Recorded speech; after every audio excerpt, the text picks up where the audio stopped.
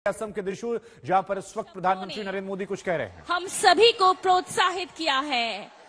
तालियों की जोरदार गड़गड़ाहट से हम धन्यवाद करते हैं भारत के माननीय प्रधानमंत्री श्री नरेंद्र मोदी जी का। नागलितुम कादोकावेता आरकी गेथेपेन रिचार्डी पिक्था। साथ ही मोदी आज असम के त्रिशूर में मौजूद है और यहां पर आज तमाम सौगातें जो हैं वो असम को दी गई हैं। प्रधानमंत्री ने आज अपने संबोधन में कई बड़ी बातें रखी। असम के डिफू में प्रधानमंत्री मौजूद हैं और कहा कि शांति और विकास के पथ पर हम आगे बढ़ रहे हैं। जहां पर कभी गोलियां चलती थीं वहां पर केवल तालियां बज रही हैं। डबल इंजन की सरकार ने सबका साथ सबका विकास हुआ, शांति और विकास के पथ पर हम चले हैं और यही हमारा मंत्र है। साथ ही बड़ी बात यह कही कि हथियार डालकर जो युवा लौटे हैं उनके पुनर्वास का इंतजाम किया जा रहा है। लगातार उन्होंने जिक्र किया कि कैसे असम में बदलाव जो है वो देखने को मिल रहा है और इस बदलाव के पीछे डबल इंजन सरकार की प्रतिबद्धता का जिक्र उन्होंने किया। उन्होंने कहा कि देखिए, अफवाह लगा था तमाम नॉर्थ ईस्ट के राज्यों में, लेकिन बदली हुई परिस्थितियों में धीरे धीरे उसे हटाया जा रहा है।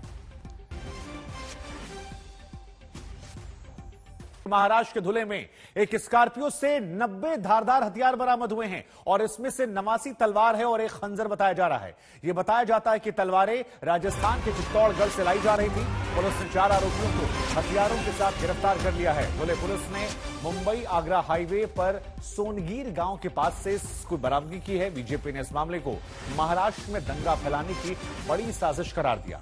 इस मामले पर फिलहाल जमकर सियासत हो रही है। इसी बीच महाराष्ट्र के डिप्टी सीएम अजीत पवार ने इस तलवार मामले की जांच के आदेश दिए हैं, लेकिन बीजेपी ने कहा कि इसमें साजिश हो सकती है। तस्वीरें देखिए आप, राजस्थान से ये तलवारों का जखीरा जो है ये लाया जा रहा था। किस वजह से लाया जा रहा था ये स्पष्ट नहीं हो पाया है, लेकिन पुलिस ने इस तलवार को बरामद किया है। 90 धारदार हथियारों को बरामद किया गया है और इसमें बताया जाता है कि 89 तो अकेले तलवार हैं। एक खंजर का भी जिक्र सामने आ रहा है। महाराष्ट्र के धुले से ये तस्वीरें इस वक्त आ रही हैं और जो महाराष्ट्र की स्थिति है इस वक्त, जहां पर चाहे लाउडस्पीकर विवाद का मामला हो, हनुमान चालीसा के पाठ की बात हो, ऐसे गंभीर परिस्थितियों में इन तलवारों के जखीरे का मिलने का मतलब क्या है, ये एक बड़ा सवाल है और इस सवाल को लेकर फिलहाल महाराष्ट्र में सियासत भी तेज हो गई है। तो महाराष्ट्र के धुले में 89 तलवार मिले हैं। हमारे संवाददाता पंकज उपाध्याय इस वक्त हमारे साथ जुड़ रहे हैं। पंकज, महाराष्ट्र की परिस्थितियों को देखते हुए जब यह जखीरा बरामद होता है तो कई तरह के सवाल मन में खड़े होते हैं। जरा बताइए, ये तलवार का जखीरा कहां से आया, कहां जा रहा था, क्या मकसद है, शुरुआती जांच पड़ताल में क्या कुछ निकल कर आया? देखिए शुभांकर, महाराष्ट्र के धुले जिले से करीब 90 तलवारें हैं जो बरामद हुई हैं। तो ये पूरा जो जखीरा है ये धुले से बरामद किया गया है। अब इस पर जो है वो सियासत शुरू हो गई है। भारतीय जनता पार्टी के नेता राम कदम का कहना है कि ये तो महाराष्ट्र में एक बड़े दंगे कराने की साजिश है। उनका ये भी कहना है कि ये तलवारें उस राज्य से आई थी जहां पर भाजपा का रूल नहीं है, यानी राजस्थान से, जहां पर कांग्रेस का रूल है। और उनका कहना है कि इससे पहले भी इस तरीके की साजिशें हो चुकी हैं नॉन बीजेपी रूल स्टेट से महाराष्ट्र की तरफ। तो ऐसे में उनका कहना है कि आखिर ये षड्यंत्र कौन रच रहा है? क्या कांग्रेस इस षड्यंत्र में शामिल है? क्या ठाकरे सरकार इसकी इसकी जानकारी लेगी और जांच करवाएगी? तो कुछ देर पहले ही deputy chief minister Ajit Pawar से हमारी बातचीत हुई। उनका कहना है कि उन्होंने पूरी जो ये इंसिडेंट हुआ है इसका संज्ञान ले लिया है और पुलिस इंक्वायरी ऑर्डर कर दी है और पुलिस की रिपोर्ट के बाद ही साफ हो पाएगा कि आखिर इससे पूरा मामला क्या है। लेकिन राजनीति महाराष्ट्र में फिलहाल ठीक है पंकज, आप पुलिस का जिक्र कर रहे हैं क्योंकि पुलिस प्रशासन की तरफ से पहली प्रतिक्रिया जो है वो निकलकर सामने आई है। हम आपको सुनवाते हैं। धुले महाराष्ट्र में जब ये हथियार बरामद होते हैं तो इस पर पुलिस प्रशासन का क्या कुछ कहना है? आज सकाळी मुंबई आग्रा हायवेवर सोनगीर पोलीस स्टेशनची टीम पेट्रोलिंग करत असताना त्यांना एक संशयित स्कॉर्पिओ गाडी मिळून आली। त्यांनी त्या गाडीला थांबण्याचा इशारा केला। ड्रायव्हर थांबला नाही म्हणून त्यांनी त्याचा पाठलाग केला आणि पुढे त्यांनी ती गाडी थांबवून तिची तपासणी केली तर त्याच्यामध्ये 4 इसम होते आणि गाडीमध्ये जवळपास 89 तलवारी आणि एक खंजीर अशी 90 हत्यारं मिळून आलेली आहेत। ती सर्व हत्यारं आता सोनगीर पोलिसांनी जप्त केलेली आहेत। आरोपींना आता त्याच्यात अटक केलेली आहे आणि आता तपासात हे आरोपी कुठल्या कामासाठी त्यांनी ती हत्यारं घेतली होती त्याबाबत आता चौकशी सुरू आहे. महाराष्ट्र के धुलिया में 90 तलवारों का जखीरा बरामद किया गया. जिस राजस्थान में कांग्रेस की सरकार है वहां से ये शस्त्र निकले, महाराष्ट्र के जालना में जा रहे थे. अब जालना में 90 तलवारों का क्या काम? इन तलवारों से कौन और किसे मारना चाहता है? किसे वहां पर दंगे करने हैं? और इन दंगाइयों को शस्त्र राजस्थान से कौन भेज रहा है? महाराष्ट्र की भूमि पर शस्त्र भेजने वाले कौन वे लोग हैं? इस साजिश और षड्यंत्र में किसका हाथ है? उस भूमि से शस्त्र आते हैं जहां पर कांग्रेस की सरकार है. क्या यह संजोग है या सोची समझी साजिश षड्यंत्र है? क्या है ये? क्या ठाकरे सरकार इसके मूल तक जाकर इसकी जांच करेगी?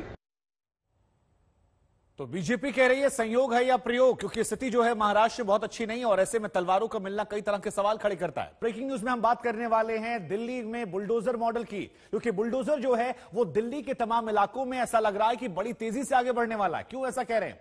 जहांगीरपुरी के बाद बाकी अतिक्रमण वाले इलाकों में भी एक्शन की सुगबुगाहट तेज हो गई है. कल शाहीन बाग में सर्वे किया गया था और आज जसोला बदरपुर इलाके में कार्रवाई की तैयारियां हैं. हम आपको बता दें कि एसडीएमसी के मेयर खुद इन इलाकों के दौरे पर पहुंचे थे और बुलडोजर एक्शन की बात कही थी. आज आप देख सकते हैं कैसे अलग अलग इलाकों में लोग जो है वो अपने सामान को खुद ही वहां से समेटने लगे हैं. शाहीन बाग का ये इलाका है जहां पर अवैध कब्जों पर वार की बात की गई है और हम आपको बता दें कि दिल्ली के 12 ऐसे इलाके हैं जहां पर बुलडोजर चलाने की बात कही जा रही है. कल एमसीडी की तरफ से सर्वे शुरू कर दिया गया था और आज जब इस सर्वे और बुलडोजर की बात सामने आई तो लोग खुद अपना सामान जो है वो धीरे धीरे समेटने लगे, यहां से हटाने लगे. तो ये तमाम तस्वीरें इस वक्त हम आपको दिखा रहे हैं और ये तस्वीरें इस लिहाज से अहम हो जाती हैं क्योंकि सुगबुगाहट बुलडोजर की तेज हो गई और इससे पहले कि बुलडोजर आए लोगों ने खुद ही अपने सामानों को अवैध निर्माण से हटाना शुरू कर दिया है ताकि उन्हें नुकसान न पहुंचे. क्योंकि जहांगीरपुरी की घटना के बाद यह कहा जा रहा था कि कई लोगों के मन में यह सवाल था कि अगर अवैध निर्माण से वो सामान नहीं हटाएंगे तो वहां पर भी बुलडोजर चल सकता है. तो ये बड़ी बात और बड़ी जानकारी इस वक्त हम आपको दिखा रहे हैं. अवैध कब्जों पर वार हुआ है, सियासत जोरदार चल रही है. एमसीडी के मेयर कल खुद लगातार अलग अलग इलाकों में सर्वे कर रहे थे, बार बार वो जा रहे थे, मार्क करवा रहे थे. इस वक्त हम मौजूद हैं शाहीन बाग के फर्नीचर मार्केट में और जिस तरीके से लगातार एमसीडी की टीम इलाकों में घूम रही है, वहां पर जाकर के सर्वे कर रही है और ये देख रही है कि कहां कहां पर एनक्रोचमेंट हुआ है.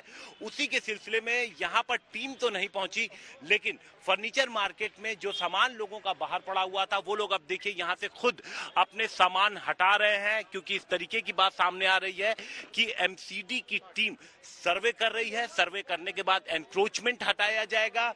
न सिर्फ शाहीन बाग के इलाके में, सरिता विहार के इलाके में, बल्कि जैतपुर और मदनपुर खादर में भी एमसीडी की टीमें पहुंची हैं और उन्होंने इस तरीके का सर्वे किया है. और सर्वे करने के बाद ये बात सामने आ रही है कि कभी भी टीम निकल सकती है और जो भी इंक्रोचमेंट होगा, जो सरकारी जमीन पे जो भी कब्जे होंगे उन्हें हटाया जा सकता है. कैमरामैन अभिषेक भाई के साथ हिमांशु मिश्रा, दिल्ली आज तक. बड़ी खबर आ रही है कि बुलडोजर एक्शन को लेकर ये कहा जा रहा है कि मदद मांगी गई है. ये एक नई और बड़ी जानकारी सामने आई है. तो बुलडोजर क्योंकि उन इलाकों से गुजरेगा जो संवेदनशील हो सकते हैं, ऐसे में यहां पर दिल्ली में बुलडोजर एक्शन पर फिलहाल सस्पेंस बरकरार है और सर्वे जो है वो कल किया गया था, लेकिन बुलडोजर कब चलेगा इसको लेकर सस्पेंस बना हुआ है. लेकिन इन सब के बीच में जो बड़ी जानकारी और बड़ी खबर निकल कर आती है वो ये कि दिल्ली पुलिस ने कार्रवाई में मदद के लिए वक्त मांगा है, यानी कि अतिरिक्त फोर्स की बात की जा रही है ताकि अगर कोई ऐसी स्थिति बनती है जहां पर विरोध होता है तो उसे बलपूर्वक यहां पर रोका जा सके. जसोला बदरपुर में आज एक्शन की तैयारी थी और इधर शाहीन बाग की तस्वीरें हम आपको दिखा रहे हैं जहां पर लोग खुद ही इस अवैध कब्जे को हटाने के लिए जुटे हुए हैं.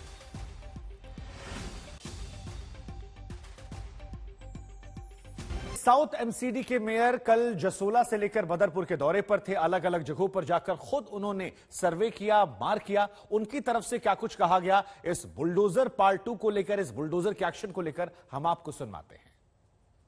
देखिए, यमुना हमें डुबकी लगाने वालों ने कसम खाई थी कि मैं यमुना में डुबकी लगाऊंगा, अपने परिवार के साथ जाऊंगा, लेकिन आज वो यमुना में किस तरह का कब्जा करा रहे हैं, रातों रात किस तरह से दरगाह मस्जिदें बनवा रहे हैं, किस तरह से रोंगियों को बसाने का काम करें, जिस तरह से बांग्लादेश को बसाने का काम कर रहे हैं। आपको अभी तक, आप तो 1 साल से मेयर हैं, अब तो अंतिम 5 दिन है आपके मेयर बनने का, तो अभी तक आपने सर्वे क्यों नहीं किया? अभी अचानक आपको कैसे पता चला कि बांग्लादेशी और रोहिंग्या यहाँ है? हमारे पिछले 5 साल से जो इस टेन्यूर के लोग थे लगातार वार्डों में सर्वे कर रहे हैं। मैं तीसरी बार इस वार्ड में आया हूं, जहां निगम पार्षद ने जब जब बोला हम वहां पर जाकर किया है, और इस बार निगम पार्षद जी को महसूस यहाँ पे बार बार कंप्लेंट आ रही थी, उन्होंने बोला इस बार हमें इधर जाना है, तो हमने इधर आके तो हम आपको बता दें कि जहांगीरपुरी के बाद अब 12 ऐसी जगह है जहां पर बुलडोजर चलने की आग जो है वो आ गई है। और ये फिलहाल अगर ये तस्वीर आप देख रहे हैं तो हम आपको बता दें कि ये फर्नीचर मार्केट की है, लेकिन क्या कैसे कैसे दिल्ली में बुलडोजर चलता है। 16 अप्रैल को जहांगीरपुरी में कार्रवाई होती है, इसके बाद 27 अप्रैल को शाहीन बाग में सर्वे किया जाता है। ये बड़ी जानकारी निकलकर सामने आई है। आज जसोला और बदरपुर में बुलडोजर चलने की तैयारियां थी, लेकिन फोर्स की कमी बताया जा रहा है और यहां पर लोग खुद शाहीन बाग में अपने अतिक्रमण पर रखे गए सामान को हटाने लगे हुए हैं। तो दिल्ली में बुलडोजर की कहानी क्या है वो हमने आपको दिखाया। शाहीन बाग में फर्नीचर मार्केट में लोग कैसे खुद अपने सामानों को हटा रहे हैं वो भी हम आपको दिखा रहे हैं। लोगों में भी एक चर्चा का विषय बना हुआ है। हम आपको बता दें कल जब शाहीन बाग में हम मौजूद थे, तमाम लोग आकर पूछ रहे थे क्या यहां बुलडोजर चलने वाला है तो कहां चलने वाला है, क्या वजह है। तो तमाम सवाल जो है वो लोगों में भी है, लेकिन इन सब के बीच में नई जानकारी है कि जहांगीरपुरी के बाद अब 12 ऐसी जगह हैं जिसमें शाहीन बाग है, जसोला है, अफसरता विहार है, मदनपुर खादर है, ये तमाम वो इलाके जहां पर ये बुलडोजर चलने वाला है। तो श्रम विहार का इलाके की बात कर ली जाए, यमुना के आसपास से कई ऐसे इलाके हैं जहां पर बुलडोजर चल रहा है। कुल मिलाकर अलग अलग जगहों पर यह बुलडोजर चलना, कई तरह के सवाल यहां पर जो है लोगों के मन में है, लेकिन अब लोग खुद यहां पर अपने सामान को हटाते हुए। एक बार फिर से वो ग्राफिक्स आपकी टीवी स्क्रीन पर। 16 अप्रैल को जहांगीरपुरी में कार्रवाई होती है जो सुर्खियां बटोरती है। इसके बाद 11 दिन के बाद ठीक 27 अप्रैल को शाहीन बाग में सर्वे होता है और सर्वे के बाद यह कहा जा रहा है कि बुलडोजर चलेगा। 3 तस्वीरें फिलहाल आपकी टीवी स्क्रीन पर। जसोला में अतिक्रमण के खिलाफ अभियान है, यह कहा जा रहा है कि आज ऐसा हो सकता है कि बुलडोजर चल जाए। शाहीन बाग में लोग खुद से इसे हटा रहे हैं और उधर अगर आप मेरठ की बात करेंगे तो आज वहां पर बुलडोजर चला हुआ है। अतिक्रमण पर आक्रमण जो है वो देखने को मिला है, अलग अलग इलाकों में बुलडोजर चला है। हालांकि ये बुलडोजर देश के कई अलग अलग राज्यों में भी लगातार चल रहा है, चाहे वो गुजरात की बात कर लें, मध्य प्रदेश की बात कर लें, राजस्थान की बात कर लें। उत्तर प्रदेश से तो बुलडोजर की शुरुआत हुई थी और अब देश की राजधानी दिल्ली के भी अलग अलग इलाकों में बुलडोजर चलने की तस्वीरें, खबरें लगातार सामने आ रही हैं। लेकिन क्या आज एक्शन होगा जसोला में? क्या जसोला में आज बुलडोजर चलेगा? ये सवाल लगातार बरकरार है। लेकिन फिलहाल ये तस्वीर देखिए, मेरठ की ये तस्वीर है। अवैध अतिक्रमण पर मेरठ में आज बुलडोजर चला है और ये जो मकान हम आपको दिखा रहे हैं ये पुलिस प्रशासन की मौजूदगी में यहां पर गिरा दिया गया। अगर आप देखेंगे तो बड़ी संख्या में फोर्स की तैनाती जो है वो यहां पर की गई है। उसके बाद जेसीबी आती है और उसके बाद यहां पर धड़ाधड़ बुलडोजर जो है चलाया जाता है। इस दुकान पर यह बुलडोजर चलाया जाता है। यह कहा जा रहा है कि यहां पर इन्हें नोटिस दिया गया था और उसके बाद जब कोई कदम नहीं उठाया गया तो पुलिस प्रशासन ने फोर्स की मौजूदगी में यहां पर इस अवैध निर्माण को गिरा दिया। तो मेरठ उत्तर प्रदेश की तस्वीर, और उत्तर प्रदेश बुलडोजर के लिहाज से अगर बात की जाए तो बुलडोजर का ब्रांड बन चुका है, क्योंकि उत्तर प्रदेश में सबसे ज्यादा बुलडोजर चला है। शुरुआत यहां से हुई थी। चुनावों की बात की जाए तो चुनावों में भी बुलडोजर एक बड़ा विषय उत्तर प्रदेश में बना हुआ था। तो उत्तर प्रदेश की तस्वीर लगातार हम आपको दिखा रहे हैं और उत्तर प्रदेश में बुलडोजर जो है वो सरपट दौड़ रहा है। अलग अलग इलाकों में बुलडोजर चलाया जा रहा है। योगी सरकार की जब पहला सेशन था उस वक्त भी चलाया गया और जब 2.0 की शुरुआत हुई तब उसके बाद बुलडोजर एक बार फिर रफ्तार पकड़ लेता है। बार बार मुख्यमंत्री अधिकारियों की तरफ से कहा गया कि अगर अवैध निर्माण है तो फिर उसे गिरा दिया जाएगा। समर्थ हमारे संवाददाता इस वक्त इस खबर पर हमारे साथ जुड़ रहे हैं। समर्थ, ये तस्वीरें हम दिखा रहे हैं, मेरठ में अवैध निर्माण पर बुलडोजर चल रहा है। मैसेज बड़ा साफ है, उत्तर प्रदेश शुरुआत से बुलडोजर का ब्रांड एम्बेसडर का आप कह सकते हैं। क्या वजह थी यहां पर बुलडोजर चला, किन किन इलाकों में बुलडोजर चला, जरा बताइए अपडेट।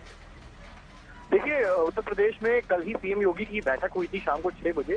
सारे एडमिन के साथ, यानी कि जैसे डिस्ट्रिक्ट से डीएम, एसपी, एसपीज हैं, उनके साथ बैठक हुई थी और उस बैठक में साफ बताया गया था कि जो भी इलीगल प्रॉपर्टीज हैं माफियाओं की उनकी लिस्ट निकालनी है और कार्रवाई करनी है। तो उसी के चलते ये कार्रवाई जारी हुई है और माफिया में जो कुख्यात डॉन है वहाँ के इनामी मदन सिंह बुद्धो जो है, जो फरार है, सब 2.5 लाख का इनामी है, इसके करीबी अजय सहगल की अवैध दुकानों पर इस बार बुलडोजर चला है। कमिश्नर कोर्ट ने इस ध्वस्तीकरण के आदेश दिए थे जो पेंडिंग थे और इसी के चलते आज चलाया गया है। गैंगस्टर बद्दो की अवैध कोठी पार्क, इन दोनों जगहों पर बुलडोजर चल चुका है और कई मामलों में ये आरोपी जो है ये फरार चल रहा है और 2.5 लाख का इनामी है और एक बड़ा गैंगस्टर उत्तर प्रदेश का है। तो इसी के चलते इस तरह से कार्रवाई हो रही है, चाहे मुख्तार अंसारी की प्रॉपर्टीज पर हो रही हो, मऊ में या गाजीपुर में चाहे अतीक अहमद की प्रॉपर्टीज पर हो रही हो, ठीक उसी तरीके से अब आज बद्दो के जो कुख्यात अपराधी है उसके जो सहयोगी हैं उनके ऊपर कार्रवाई हो रही है। हालांकि कई पॉलिटिकल केसेस भी हैं जिनके ऊपर इस दरमियान कामयाबी कार्रवाई हो रही है, जिसमें विधायक रोशन लाल शाहजहांपुर से आते हैं और स्वामी प्रसाद मौर्य के कई करीबी विधायक हैं। तो लगातार जहां जहां इलीगल प्रॉपर्टी जो सरकार का ये कहना है वहां बुलडोजर चल रहा है और ये बुलडोजर रुकेगा नहीं, चाहे लखनऊ हो, चाहे प्रयागराज हो या नोएडा हो, जहां भी इस तरह की चीजें सामने आएंगी बुलडोजर सरकार के द्वारा। नहीं, समर्थ, आपने तमाम नेताओं का नाम ले लिया, तो क्या ये सवाल भी उठेंगे कि ये सियासी बुलडोजर भी हो सकता है? देखिए, विपक्ष शुभंकर लगातार ये सवाल उठा रहा है। उसका कहना है कि जो कार्रवाइयां हो रही हैं वो 2 पक्षीय नहीं है, 1 पक्षीय, यानी कि उनका कहना है कि केवल जो अपोजिशन में लीडर्स हैं उनके ऊपर कार्रवाई की। ठीक है। उत्तर प्रदेश में योगी सरकार ने ठान लिया है कि धर्म के नाम पर लाउडस्पीकर वाली ज्यादती अब ज्यादा नहीं चलेगी। योगी ने अफसरों को 2 टूक बता दिया है कि लाउडस्पीकर से किसी तरह की राहत न दी जाए। मंदिर, मस्जिद, गुरुद्वारे में फर्क किए बगैर लाउडस्पीकर की विदाई जारी रहेगी।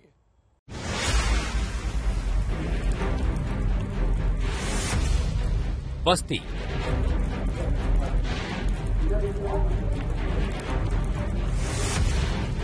बुलंदशहर, बरेली,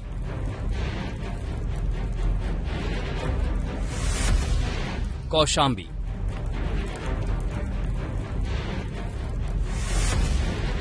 शामली, उन्नाव,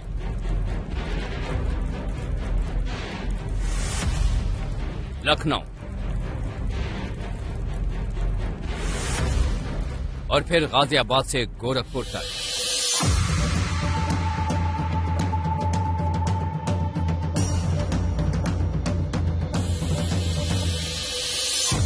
उत्तर प्रदेश में लाउडस्पीकर की शामत आ गई है। मस्जिदों की मीनारों से, मंदिरों के गुंबदों से धड़ाधड़ लाउडस्पीकर उतारे जा रहे हैं, क्योंकि योगी सरकार ने यूपी को कान फोड़ू लाउडस्पीकरों से मुक्त करने की ठान ली है। धर्म के नाम पर शोर शराबा की आजादी खत्म करने का फैसला कर लिया है। तय हो गया है कि मजहब के नाम पर आम लोगों की मुश्किलें बढ़ाने की इजाजत नहीं होगी। अगर कोई शक या शुबह हो तो योगी सरकार का ये ताजा फरमान सुन लीजिए, जिसमें 2 टूक लिखा है। लाउडस्पीकर पर दिशा निर्देश सख्ती से लागू किए जाएं। अनावश्यक रूप से लगाए गए लाउडस्पीकर तत्काल उतार लिए जाएं। लाउडस्पीकर की आवाज उस परिसर से बाहर न आए। नए लोकेशन पर लाउडस्पीकर लगाने की इजाजत नहीं दी जाए। लाउडस्पीकर बजा बजा कर लोगों की जिंदगी दुश्वार करने वालों के लिए ये योगी सरकार का सख्त पैगाम है। टीम योगी पूरी तरह तैयार है। यूपी में लाउडस्पीकर को अब खामोश होना ही होगा। प्रदेश में एक व्यवस्था बनी हुई है। माननीय न्यायालयों ने आदेश दे रखा है, शासन के आदेश रहे हैं कि एक निर्धारित डेसिबल से ऊपर आवासीय क्षेत्र में और बाकी जगहों पर कोई भी लाउडस्पीकर न बजे। तो एक अभियान पूरे प्रदेश में चलाएं और इस अभियान के लिए संवाद बनाएं, जो है लोगों को समझाएं और इसको जो है आगे बढ़ाकर इस कार्य को शुरू करें। इसी कड़ी में गृह विभाग से आदेश भी गए हैं। 30 तारीख तक सबसे रिपोर्ट थाना वाइज मांगी गई है और बहुत अच्छी सफलता मिली है।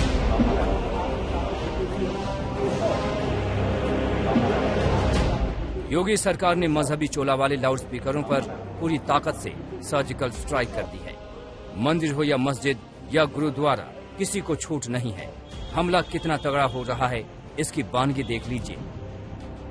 यूपी में अब तक 10,923 धार्मिक स्थलों से लाउडस्पीकरों की छुट्टी हो चुकी है। यूपी में अब तक 35,221 लाउडस्पीकरों की आवाज धीमी करने का एक्शन हुआ है। लाउडस्पीकर पर हल्ला बोल का डिटेल डेटा भी आ गया है। वाराणसी जोन में 1,366, बरेली जोन में 1,077, कानपुर जोन में 1,056, लखनऊ जोन में 912, लाउडस्पीकर धार्मिक स्थलों से उतारे जा चुके हैं। आगे भी ये ऑपरेशन जारी रखने का इरादा है। देखिए, एक ये बहुत ही अभिनव प्रयोग किया गया है और लाउड स्पीकर के कारण बहुत ही ज्यादा शोरगुल और नॉइज पोल्यूशन होता था और लगभग 35,000 ऐसे लाउड स्पीकर की ध्वनि कम की गई है और 11,000 करीब लाउड स्पीकर उतारे गए हैं। ऐसा नहीं है कि लाउड स्पीकरों से होने वाले शोर शराबे पर पहली बार सवाल उठ रहे हैं। देश की अदालतों का फैसला इस मुद्दे पर काफी पहले आ चुका है, लेकिन पहली बार लाउड स्पीकर पर एक्शन की बौछार है और इस पर सियासत भी जोरदार है। उमर अब्दुल्ला जैसे नेता बीजेपी से पूछ रहे हैं कि आखिर लाउड स्पीकर के इस्तेमाल में खराबी ही क्या है। सियासत के लिए एक गलत माहौल बनाया जा रहा है और ये सिर्फ हिजाब की बात नहीं है। हमें कहा जा रहा है कि मस्जिदों में लाउड स्पीकर नहीं इस्तेमाल होने चाहिए। क्यों है? अगर बाकी जगहों पे लाउड स्पीकर होते हैं तो मस्जिदों में क्यों नहीं? दिन में 5 बार ही अजान होती है, इसमें गुनाह क्या है? लाउड स्पीकर पर राजनीति अचानक लाउड हो गई है। ज्यादातर सवाल मजहबी राजनीति से जुड़े हैं तो कुछ सवाल व्यवहारिक भी हैं कि आखिर लाउड स्पीकर से शोर शराबा मापने का पैमाना क्या होगा। लेकिन फिलहाल तो योगी सरकार इस अभियान में मुस्तैदी से जुटी है। आशीष पांडे के साथ समर्थ श्रीवास्तव, लखनऊ, आज तक। बनारस हिंदू यूनिवर्सिटी में नया बखेरा खड़ा हो गया है। कुलपति के एक इफ्तार पार्टी में शामिल होने पर छात्र विरोध पर उतर आए, कुलपति का पुतला फूंक दिया। छात्रों का यह कहना है कि बीएचयू में इफ्तार पार्टी जैसी कोई परिपाटी नहीं रही, तो फिर कुलपति तुष्टीकरण का कार्ड आखिर क्यों खेल रहे हैं?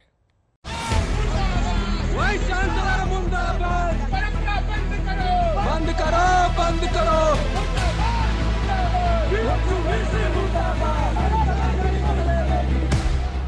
रात के अंधेरे में ये आग बीएचयू में लगी है। बीएचयू के कुलपति का पुतला फूंका जा रहा है। मुर्दाबाद, मुर्दाबाद, बंद करो, बंद करो।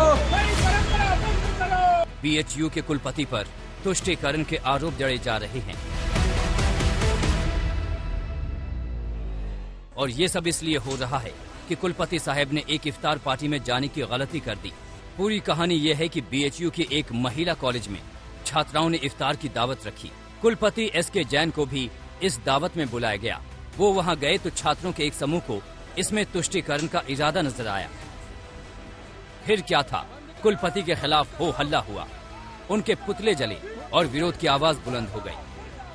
जब इफ्तियार पार्टी देते हुए वीसी साहब को देखा तो हम लोग ने सोचा, देखिए एकेडमिक रूप से पूर्ण तरह से अलग रहते हैं। जब कोई छात्र का मुद्दा होता है तो ये अलग रहते हैं, लेकिन इफ्तियार पार्टी के लिए इनको समय है। जहां एक तरफ देश में वर्तमान समय में समान नागरिक संहिता की बात हो रही है, वहीं पे काशी हिंदू विश्वविद्यालय जैसे विश्वविद्यालय में सामान्य परंपरा से हट करके, जो यहाँ की परंपरा रही है वहाँ से हट करके और बीएचयू में बाकायदा अकादमिक रूप से इफ्तियार पार्टी का आयोजन किया जाना, ये कहीं न कहीं एक निंदनीय है और हम लोग इसका पूर्ण रूप से विरोध करते हैं। बीएचयू में ऐसे विरोध प्रदर्शन कोई नई बात नहीं है, लेकिन इस बार कुलपति सवालों के घेरे में हैं। उन पर मुस्लिम तुष्टीकरण के आरोप लग रहे हैं और ये वही कुलपति हैं जिन्हें केंद्र सरकार ने नियुक्त किया है। इसलिए कुलपति का इफ्तार पार्टी में जाना और छात्रों का विरोध में उतरना हैरानी का विषय है।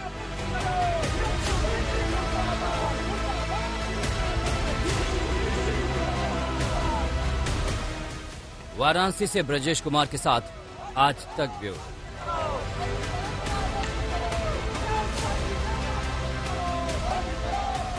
बात करेंगे रूस और यूक्रेन जंग की, क्योंकि ये जंग देखते ही देखते 64वें दिन में पहुंच गई है। 2 महीने से ऊपर का वक्त हो गया है, लेकिन जंग किसी नतीजे पर पहुंचती हुई अभी तक दिखाई नहीं पड़ रही है। हम आपको बता दें कि अभी भी रूसी फौज जो है वो यूक्रेन पर लगातार हमले कर रही है।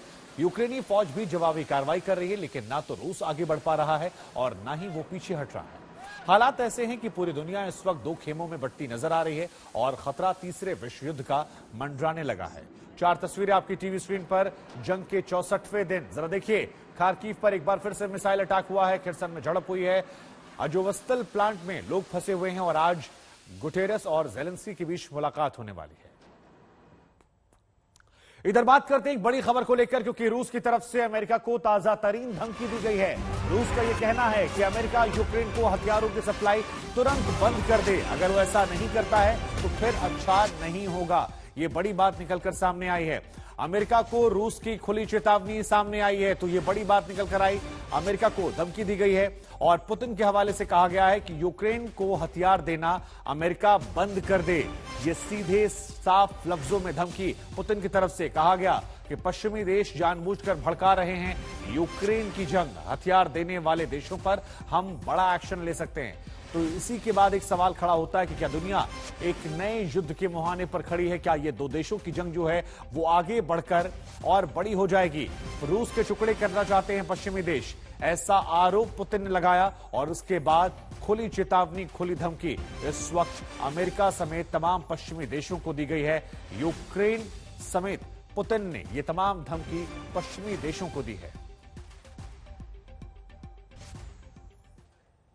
अब सवाल यहां पर ही खड़ा होता है कि आरोप क्या लग रहे हैं? रूस के आरोप लगा रहा है। देखिए, रूस कह रहा है कि समझौतों से पीछे हट चुका है यूक्रेन। यहां पर अगर आप देखेंगे तो ये बड़ी बात कही जा रही है, क्योंकि समझौता जो होता है उसको नहीं माना जाता। इस्तांबुल के बाद से बातचीत जो है वो धीरे धीरे खत्म हो जाती है। अमेरिका की कठपुतली बन चुका है यूक्रेन, ये बड़ी बात कही गई है रूस के हवाले से। और क्या बड़ी बातें हैं? रूसी भाषियों का नरसंहार किया जा रहा है, उन पर अत्याचार हो रहा है। उधर यूक्रेन का यह कहना है कि रूस कभी भी दोस्त नहीं बन सकता है। इसके पीछे मुकम्मल वजह भी दी गई है। कहा कि रूसी फौज ने नरसंहार किया है, हमारे साथ गलत किया है, बातचीत के नाम पर रूस ने हमें धोखा दिया है, ऐसा आरोप यूक्रेन के हवाले से लगाया गया है। Вся пятерка постоянных членов Совета Безопасности ООН в привязке к началу, к планируемому началу обзорной конференции договора о нераспространении ядерного оружия сделала заявление такого же содержания. Все 5 лидеров подписались под констатацией недопустимости ядерной войны. И это наша принципиальная позиция. Мы из нее исходим. Well, this is a clear traditional Russian scaremongering, an attempt to blackmail the world and to scare countries who support Ukraine away. To tell to them, if you continue supporting Ukraine, we will resort to the Third World War. But it's just a blackmail. No one should be afraid of it. Russia understands it's getting weaker day by day and resorts to these unprecedented threats. And the last point on nuclear weapons.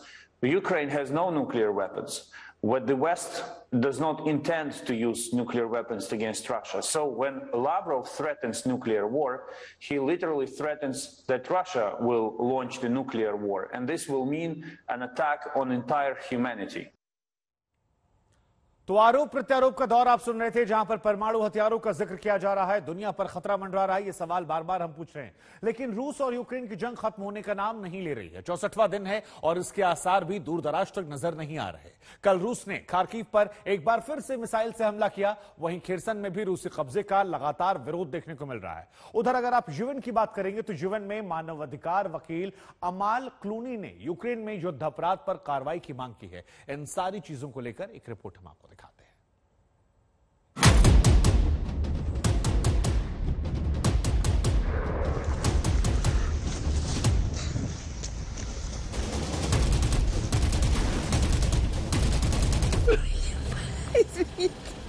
रूस Ukraine जंग के 63वें दिन रूस ने Ukraine के Kharkiv शहर को निशाना बनाया। रूसी मिसाइल खार्किव शहर पर गिरी तो जबरदस्त शोले भड़क उठे। अफरा तफरी में फायर सर्विस आग बुझाने में जुट गई। आग से इनकी जंग जारी थी और इस बीच खबर आई कि एक शख्स की इस मिसाइल हमले में मौत हो गई। इमरजेंसी वर्कर्स ने मौके से उनका शव बाहर निकाला। तितानिया के आंसू फूट पड़े। उसने कहा, अंधेरा और भी ज्यादा खौफ पैदा करता है। Когда желудок сжимается от боли, это когда начинает темнота, это ужасно страшно. Днем, когда вот это стреляют, это еще как-то, знаете, вышел на улицу как-то, а когда приходит вечер, это неописуемо.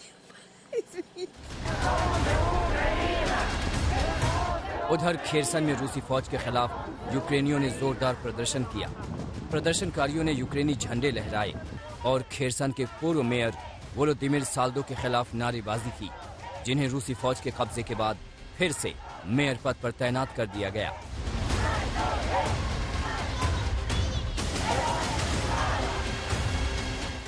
लोगों को तितर बितर करने के लिए कुछ छोटे छोटे धमाके किए गए जिनकी आवाज सुनी जा सकती थी। उठते धुएं के बीच लोग वहां से पीछे हटते नजर आए। इस बीच एक शख्स घायल हो गया जिसकी मदद की गई।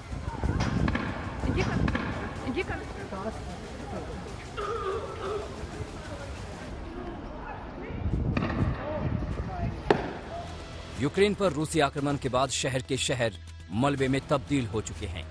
50 लाख से ज्यादा लोग देश छोड़कर जा चुके हैं। रूस डोनबास के बाद मारियोपोल और खेरसन पर कब्जा जमा चुका है। इसे यूरोप के लिए विनाशक बताते हुए ब्रिटेन के विदेश मंत्री ने तमाम देशों से यूक्रेन को भारी हथियार देने की अपील की है।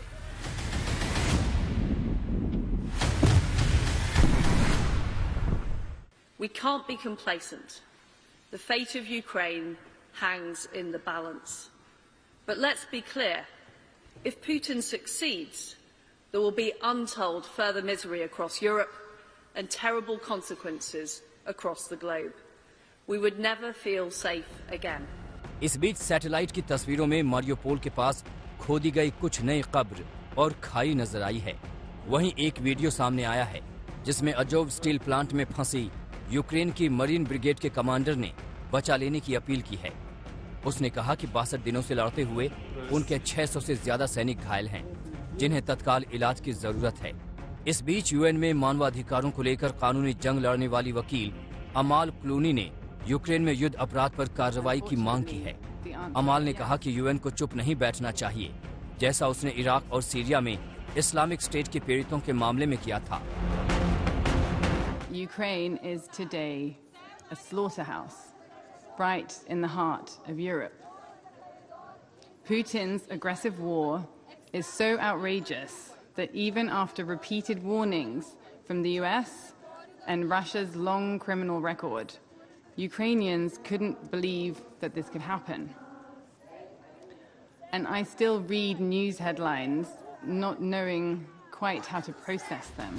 इस बीच ज़ेलेंस्की ने आरोप लगाया है कि रूस गैस पाइपलाइन को हथियार की तरह इस्तेमाल कर यूरोप को ब्लैकमेल कर रहा है।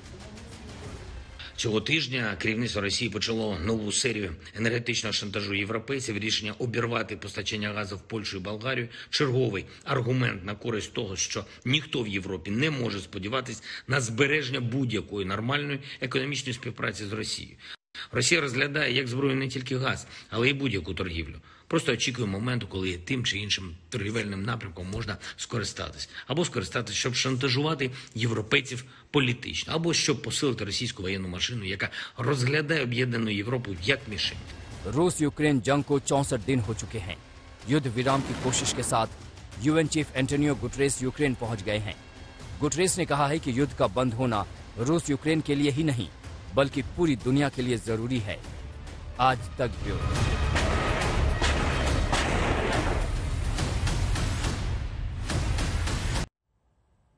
तो हमने आपको सारी जानकारियां जंग के 64वें दिन इस रिपोर्ट के जरिए दी। हमारे संवाददाता राजेश पवार इस वक्त हमारे साथ जुड़ रहे हैं। हम आपको बता दें, राजेश वेटरन है और लगातार युद्ध को कवर करते आए हैं, बेहतर तरीके समझते हैं। राजेश, धमकियों का दौर जो है वो लगातार जारी है। बार बार पुतिन भी कह रहे हैं कि देखिए हथियार मत दिया जाए, हथियार देंगे तो वर्ल्ड वॉर का खतरा हो सकता है। आज जब हम और आप 64वें दिन बात कर रहे हैं तो आपको ये जंग किधर जाती नजर आ रही है? क्या कोई गुंजाइश है कि युद्ध खत्म हो सकता है? अगर हां तो कब, और अगर नहीं तो इसका हायर डायमेंशन क्या?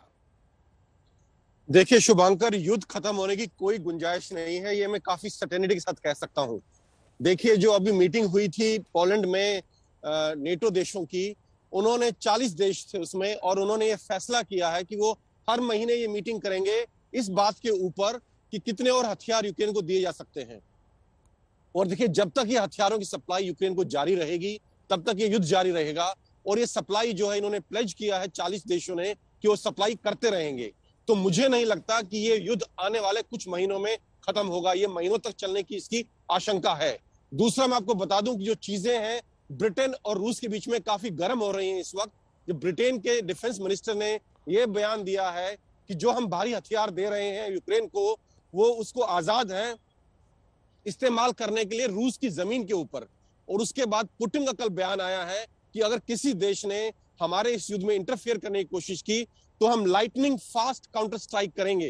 तो देखिए, अपने आप में कहीं ना कहीं बातें गर्म होती दिख रही हैं और ये युद्ध बहुत लंबा खींचने वाला है। और किस वक्त ये युद्ध एक भयानक मोड़ ले ले ये हम नहीं जानते। शुभंकर, ये बड़ी बात आपने कही और ये एक डराने वाली बात दुनिया के लिए भी है।